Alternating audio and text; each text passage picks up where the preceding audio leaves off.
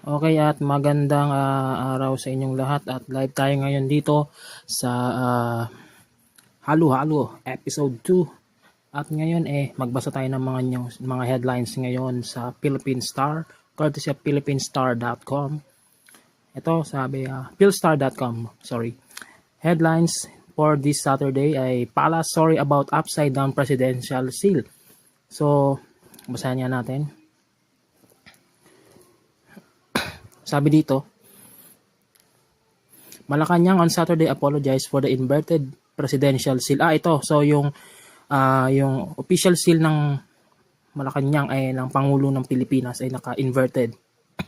There was no intent to embarrass the chief executive. In a speech last night at 11th Ambassador to Philippine reception in Davao City, Duterte spoke with the presidential seal attached to his rostrum upside down. Ernesto Abella, the presidential spokesman, admitted that there was an error with the installation of the presidential seal. So, yan. Wala namang big deal naman yung porket naka-inverted na ginagawan pa ng issues. I don't think issue pa siya. So, basa pa tayo ng mga ibang news. Sabi dito yung COA COA hits DOH for expired medicines and defective dental cars. Naku po. Talagang itong meron ngayong issue itong Department of Health ngayon. Kaya kailangan talagang investigahan ng COA. At syempre, sabi naman dito sa isa pang headline, Duterte's lawyer, the time for Aquino's reckoning has come. So, nga. So, basahin nga natin anong sabihin ng news. Sorry. The Chief Presidential Legal Counsel on Saturday said that the time of reckoning has come for the former President Aquino a day after the Office of the Ombudsman issued a resolution charging him in relation to the gruesome Masapano incident which dozens of police commandos died. Panelo said that the law will catch up with those who use their power and influence to protect themselves. He said that the law full force and effects may be delayed by money and power, but they will eventually prevail. Sooner or later, the SIC law will catch up those who use power or wealth to shield themselves from the majesty of the law. There is the time for reckoning, and the time has finally come for the former President, Panelo said in a statement. So, dumating na talaga ang reckoning days ng mga Aquino. So, sabi naman dito, Duterte's new rape joke aims at Miss Universe. Ano na naman? Rape joke. Okay, so basahin natin. Sabi dito, President Rodrigo Duterte made another remark on a rape joke on Friday, this time referring to contestant of a renowned beauty pageant. Speaking at his hometown on Davao City, the president was talking about the virulence of the drug problem and its effect, including the rape of children. The Philippine leader said that he would congratulate the criminals for raping somebody, implying that they would face consequences. So, babasahin ko itong sabi niya. Ang ayaw ko yung mga bata kung pakikialaman mo siguro yung Miss Universe. What I don't like is the rape of children. If you mess with maybe a Miss Universe contestant, maybe I would even congratulate you for having the balls to rape somebody when you know that you are going to die. The Duterte said at the 11 ambassadors tour Philippine reception. So, ito na naman. Pero yung bata, yung mag-rape tapos mahirap yan. But the raping kids, there's a problem, Duterte added. So, hindi na ako nabago dito sa rape joke na naman ng Pangulo. That's ito kasing media kasi hindi alam natin masama ang rape joke, but that's our president, ganun siya wala namang bago dun. Dati pa rin naman dami nagre-react. Pero dun sa mga namatay dun sa Mama Sapano, wala reaction. So, ito pa. Philippines only country in Asia Pacific region with positive view of North Korea. So, tayo lang pala ang may positive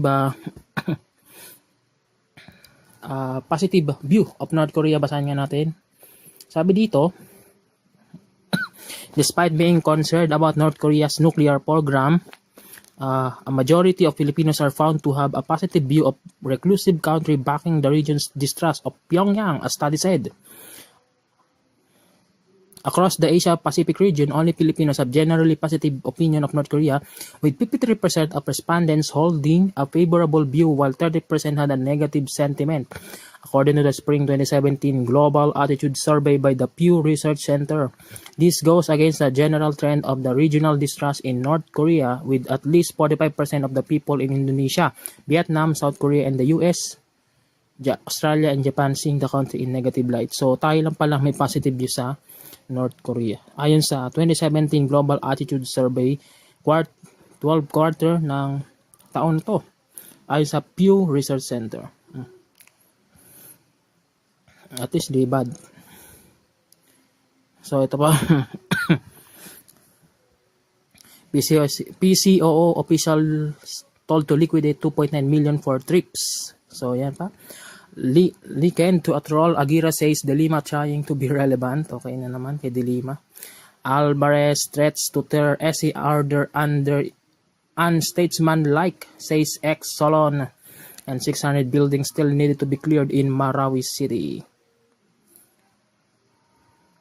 At sabi dito, hopes for justice and closure. So marami pang headlines, no? So yan ang ating news para sa headlines ngayong araw sa Philippine Star. Napakaraming news pero think positive guys. Marami pang mangyayari. So keep it up. Magbabalik at so hello guys, and simulan na natin ang gameplay. Hello, I'm John Garvin, the writer and director, and I'm here with Sam Whitwer. I play Deacon St. John in Days Gone. Days Gone, a new here gameplay. to talk about the alternate path demo. So we did 2 demos for E3 this year. One you guys saw at the media Papatayin ko na yung showcase, captions. and this one we showed behind closed doors on the floor at E3. And so for the first time, we're releasing it online so that everybody can kind of take a look at it. I thought I'd just talk a little bit about what the differences are, and just kind of like just show you what we were trying to accomplish this year. Yeah, I mean, the most obvious So difference so nakikita far nyo, is ayan the last one was nighttime during the rain, napapan- and this is daytime during the snow. So napapansin nyo, ayan na yung gameplay niya. 100% yung yan natin yung buhay, yung nasa baba ng screen nyo, left side, at 90% yung gas ng, so nauubos ang gasolina. So, yan, okay. Let's pakinggan natin ang sinasabi ng mga developers at creators ng game na to. PS4 Pro exclusive. These wolves would pursue you down this road, and then Kung last time, kung familiar kayo sa mga demo na ito, dito siya natatambay. right up there. Ayun, naka-radio. Yeah, exactly. So this time you see that he wasn't being chased by the wolves. That's a dynamic event that can just that can happen or not. It just depends on when you're playing the game. Naghahanda sila ng And patibong. this time Deacon Maloko. saw the ambush and he was able to avoid it. So he kind of comes up and around and behind them. So does weather impacts whether these creatures show up or not in daytime, So, nighttime? kumbaga all that parang Yeah, nag-flank absolutely. siya So doon para especially mapatay the itong mga freakers, loko. they come out.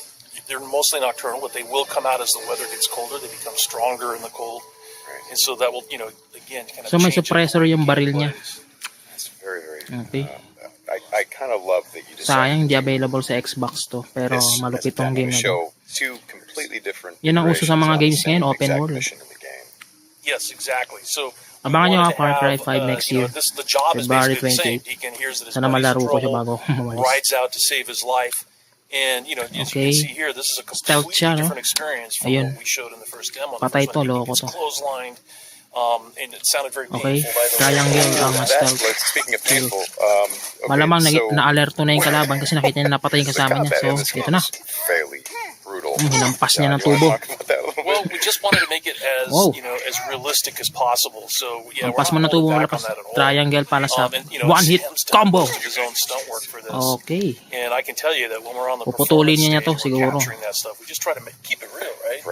Right. Well, right. There was sort of a decision. Diyan siya nung made at some napanood point. niya natin yung What- demo last I've time been- sa episode, I've been on the eh, project for what, 2 or 3 tinamaan years siya now? dun sa ano. Yeah, I think 3 years. And so early Natumba on, siya I think dyan. there was a more. So ngayon ito. What were we? It was more Kurt Russell and sort of a two-piston So yun nakikita thing, natin and then ngayon. it turned Sinunod into, yung hey, kasama let's niya.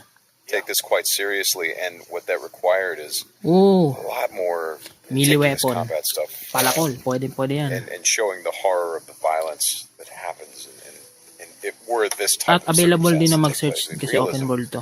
weirdly enough, stuff is the thing we keep going back to when it comes Familiar, to no? Parang not mafia just lang. the stunts, but also the performance style. I think, it's very important that it doesn't seem like a bunch of actors. Fully detailed, kasi Yeah, yung saying graphics lines, sa it's kung anong weather it's ka pumunta dun. And we want the Magbavari siya world to while you sort are of reflect playing that the as game. well. So Kaya you saw maganda. there that Open world na Deacon open world broke talaga. into that emergency vehicle. Yun ako nagtataka ba't What's PS4 this? exclusive So siya. this is what we're calling our survival vision. So you Survival saw vision. that earlier when he was looking at Survival Manny's bike on the tactics. ground. Okay. And it's just kind of a way of seeing tracks in the world and sort of imagining what might have happened. And here, I just wanted to point out that you're seeing in this part of the demo that there are freakers there. There weren't there before because it wasn't snowing. It was, and it was getting lighter out. It wasn't getting darker like it is. And so, it changes up the way you can play through the level. And what is this? We call this the meat wall. The meat wall. Yeah, and it's not just there, to make the guys who put them up to seem evil. They're there for a purpose because again, freakers are living creatures. They eat. That's their primary thing. They want to eat. And so Strawberry you hang gang. these dead freakers up, and any freaker, rather than coming into their camp like you see here, they would actually We'll stop and snack. Yeah, exactly. Yeah. And then the same thing with Familiar this na freaker naman that ako they've dito. hung upside down. There's a bear trap Last time, underneath it. inipit and, niya. Oops, may they use that because the freaker patibong. will come, be attracted to the meat, and then hit that trap.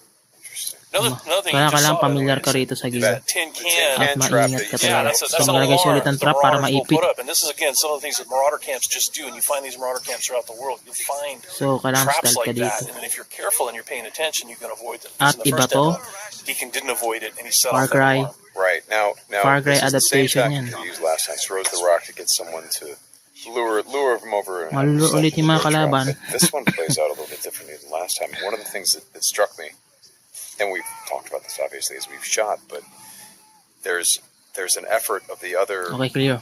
marauders. So, ganun ang to get this guy system. to shut up, and he Kailangan won't. maging familiar Yeah, na and so kayo. in the first demo, Deacon's heading on down the trail, and you can hear that happening behind him. Right. And this time, we're showing what happened. So, he's watching everybody react to this poor guy trapped in in that bear trap, and she just is like, "Shut up, shut up, shut up," and then just loses it and shoots the guy. Right. And of course, in the meantime, Deacon, is crafting a Molotov and just takes them all out. Right. Oh boy, that's good. Ow. Binarin nila yung mga kasama niya. So again, it's like in the previous demo, Deacon would have gone off to the trail down to the right. This time, he's going to head this way. He Insane follows the tong game tracks, na to. and comes under Now- a sniper attack. Now let me ask you something about the survival. Okay, there's a sniper attack coming, but the survival vision is if you don't say upgrade your survival Okay, vision, kalaban. can you miss clues? I mean, are there things that you would get if you upgraded your survival vision Yes. that would help you complete the mission? Exactly. And you have to, we have a whole skill tree, and it's all tied to the experience that you can earn as you're just playing through the game, and then you can upgrade those things. What's happening here? We got a freaker tied to a tree. Yeah, so this is another type of trap that Marauders will set. They will they will basically chain freakers to the perimeter of their camps, and they use them as kind of an alarm system. And then that, you saw that Marauder there. He was just tormenting the poor freaker, and then so Deacon kind of takes advantage of that. Okay tong game. Well, Sayang, you think for a di siya moment, available sa this guy Xbox. He's sort of helping. Lagi na lang yung Sony getting puro the guy that exclusive. taunted him. No, and then he's going to take the Lahat ng mga freaker out magandang right games. Okay, after. merong Exactly. spatter. And this is a Tatas. bit of silent sniping using the crossbow. So ang crossbow, ang this whole silence, sequence at the end plays out parang very differently. suppressor. In the first demo, you saw Deacon use a swarm. He weaponized a swarm, lured them into the camp, and then they kind of did the work for him. There's no swarm in this run-through. So the player really has to go in and use what we're calling our nakuha siya ng sniper strategic ammo. sandbox combat, and that's just stealth mechanics and setting and using traps. Whole arsenal of weapons. You see, there's a variety of weapons that Deacon's going to use through this, including crossbow. He crafts his own bullets, and he's got to figure out how to get up So to yun ang Manny, ililigtas niya. just using his combat skills instead of doing it strategically. So straight me out, those Paano bonfires, were those there in the previous sistema demo? niyan? No, they weren't, right? So that's another big Dami. difference is that if you come here during the day, it's like in the media showcase demo, there was like kind of a fight club thing going Right, on. they were punching each other, and everybody was just sort of getting into it. Nobody's really paying Yeah, attention to what's going on. yeah. And now it's getting dark and it's cold out, so they built these bonfires. So and again, it's Nakaspot not na just a yung cosmetic sniper. change. Kuha In ko the way sa- well, it's cold, right? Yeah, they okay. they cold. have to build some. So it changes the way the Marauders behave in the level. That's very. Again, So, this is part of the nag-load reason why na I siya. love that you did this as a demo because the behavior. Pero kasi of all of siyempre these demo things, not just the kailangan. freakers, but the marauders, Familiar naman mga everything. developers There's paano a ang logic sistema to it. nito. You can track why they're doing the Yan, things that they're ibababa doing. ko. Kasi para nakikita niyo yung mga and nakano you sa can use it to screen. your advantage in 15%, the gameplay. 17%. That's kind of Okay. what I like about this so much. So, And fully that's really detailed, what we wanted magagamit to ng showcase bongster. this year, is that it's an open world game. And, you know, everything you see around here, and again, we're only playing this two different Malupit ways. to kung open You saw world, that waterfall kung way up online there na off open world to. in the distance. There's a bridge that goes in front of that. If you had a sniper rifle and enough ammunition, you could have driven your bike all the way up there. There's trails that go all the way up there. And you could have used your sniper rifle to take out this entire camp, because it would have taken them a while to figure out where the shots were coming from and to get to you. So, you know, that's a different way to play. There's another way to play, by the way, where you could have just stealthed in through the entire camp if you had the skills to do it. And you could have just taken everybody out silently, or almost everybody. And then you could have gotten up to where Manny's being held using a different route and, you know, just stealth killed that guy. There's no reason that you have to come in and run and gun it like Deacon is doing here. Hey, how scarce is ammunition? Because I see him switching from a bunch of weapons, and when we saw this demo when I came and saw it E3, one of the things that I really enjoyed So, was I was parang nga sitting siyang next to part you, writingan niya yung mga and X. the driver was Yan yung mga playing the dead game, bodies. and at some Na point I saw you pwedeng shift in hanapan, your chair and i-search. you leaned forward, and I heard you say, "Oh man, uh-oh." And I'm like, Parang "Whoa, what's going part on?" He's writing. like, "He's gonna get killed." I'm like, "Whoa, oh!" And I leaned forward. I was like, Ooh. "Oh, I guess there's some real danger." And one of the things was that he was running out of ammunition, and he was trying to yan go ang pick mahirap up pag ammo nawalan from ka the ng dead ammunition He was sa looking for ammo. marauders, game na to. but Mahirap. but he I've was seen, under so fire. when we were So at E3, we had a whole team with us, and everybody played it slightly differently. So it just shows you that it's not scripted at all. yeah, Um, and then this rager bear. Oh, yeah, boy. the infected bear. The infected bear. That's that's not what you want to see. Well, we thought that would be a good way to end the demo, is to show that it's just one, for Deacon's life. It's just one darn thing after another. Yeah. Right? You're going to save your Ah, buddy. parang ito rin You yung get isang demo clothesline. nila You get na attacked by ililigtas niya itong wolves, lalaki. or Tapos you may know, oso. you think you're Doon finally kakamali. done. You rescued you've gone through all the stuff, and then Iba lang yung suddenly kasi yung weather kasi Ranger bear. nag-yellow. Right. Well, as you said to me, So, it's maganda nga not tong just game na about to. exploring an open world as it is the open world. You don't know kung ano coming mangyayari sa after game you. while The you're open world playing. Kung seeking may you yellow, out, trying to- maaraw, yeah, umuulan. exactly. That's our tagline. So, open na Days open gone, world you don't siya. have to go seek Ayun me na nga. out, Ito nga rin yung the isa world pang comes version ng for demo you. nila. Trouble's looking for Last you. time. All right, Sam, thanks a lot. Thanks, John. It's been fun, and I hope you guys enjoy the demo, and we'll talk more about it soon. Okay, abangan yan. Days Gone sa gameplay. This video is brought to you by Sony PlayStation Asia. PS4 for the players. Hello and welcome dito sa ating top 5 scariest video sa YouTube. Let's start. Do you want to try something new? Are you bored of the routine videos and pictures? Well, it's time to give your nerve a chill. After all, it's healthy from time to time to give your body some goosebumps. And no, I'm not lying to you. I would never lie to you. So you definitely want to stay here till the end. Trust me. With this being said, here are 5 scariest YouTube videos. Let's Strong parental guidance is recommended. Number 5, Elisa Lam.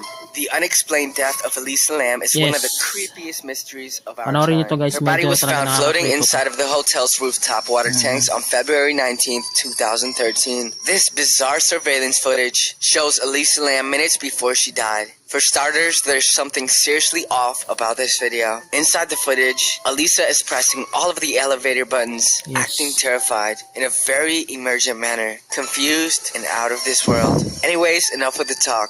Here is the unexplained video of Elisa Lam right before death. Medyo ano ko dito sa video na to kasi sino yung kinakausap niya? Parang may kinakausap yung maraming tao.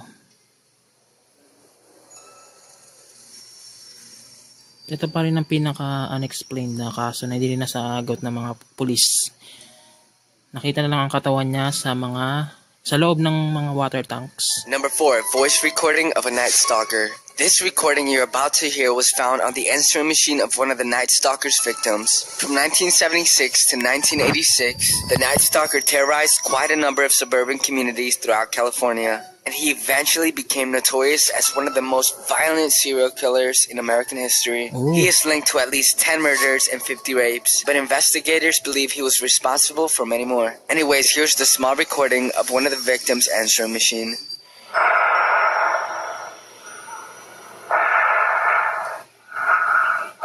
Marami talaga mga freaks.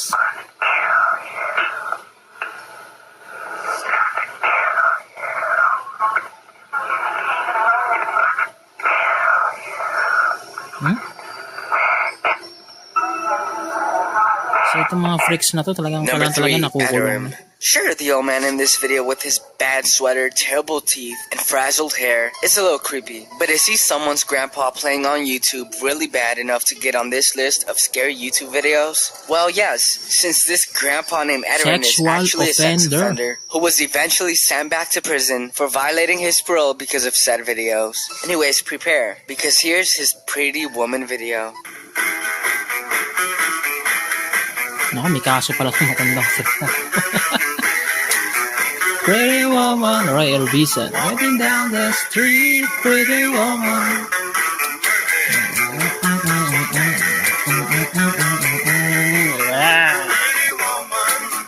Walking down the street.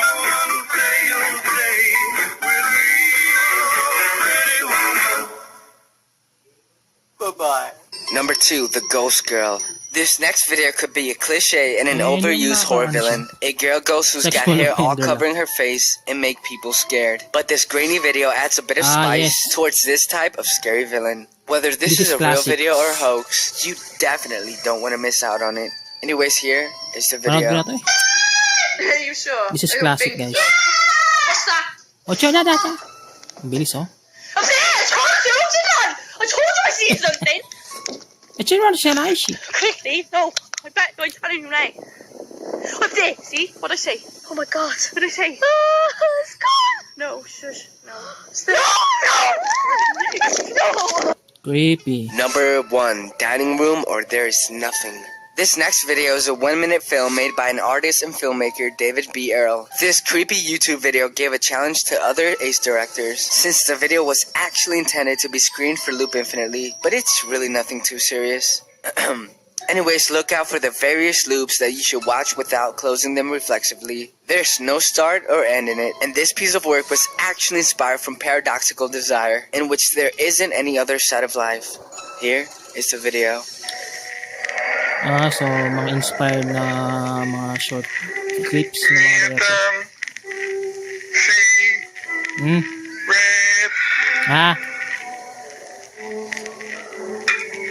Atcha.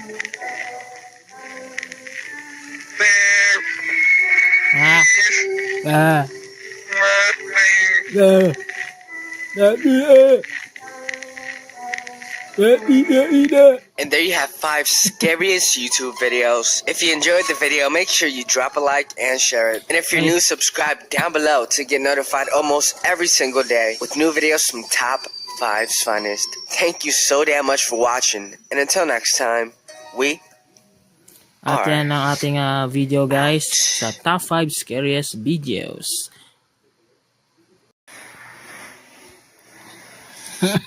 So start natin, guys, to. This is the most viral. Grabe tong tatong artist. So strong parental guidance is recommended. So naka-censored tong while we are recording this. Until the editing, naka-censored na to. So isasunod tayo sa community guidelines ng YouTube na wag maglabas ng mga nudity. So ito yung trending video na in-upload sa Facebook kung saan isang tattoo artist ang sinusulit ang pagiging artist niya.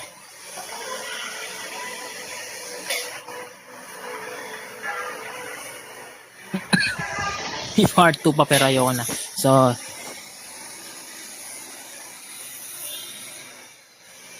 malupit. Yan ang ating Pinoy viral video for this week. SPG recommended yan, ha. Alright. Yan ating Pinoy virals for this week, mga. So masasabi ko, guys, before we end this program, maraming problema ang Pilipinas, but still I believe na gumagawa ng para naman ng Pangulo para itama yung mga mali. Kasi maraming mga bagay sa mundo nangyayari ngayon. But we need to believe to our president. Kasi kaya naman niya yan. Meron siyang kakayahan na nakita nyo naman, di ba? On the first 6 months of his term as a president, marami na siyang nagawa as a president na hindi nagawa ng mga past administration. Nakilala natin ng mga politikong involved sa drugs, narco politicians. Nakilala natin si Senador De Lima na involved sa drugs. Ang dami.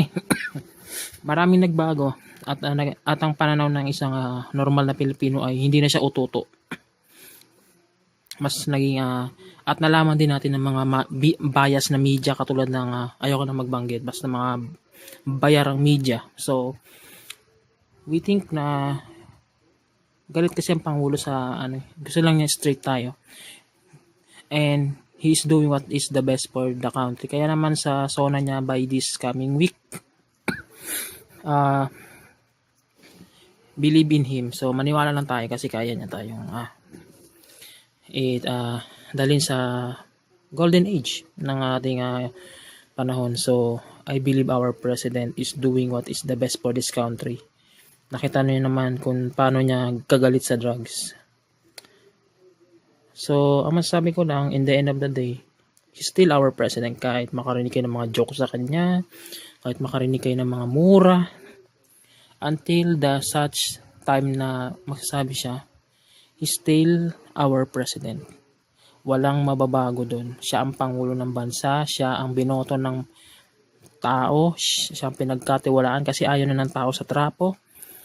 So just believe to our president kasi tatay natin siya, parang tatay siya, tayo yung mga anak niya dapat sumusunod sa kanya. Kapag sinabi kasi niyang drugs, talagang ayaw ng drugs. So I think straight naman yun sa lahat ng mga Pilipino. So yan guys ang ating short commentary. Subscribe to Miss channel on our Facebook, like us.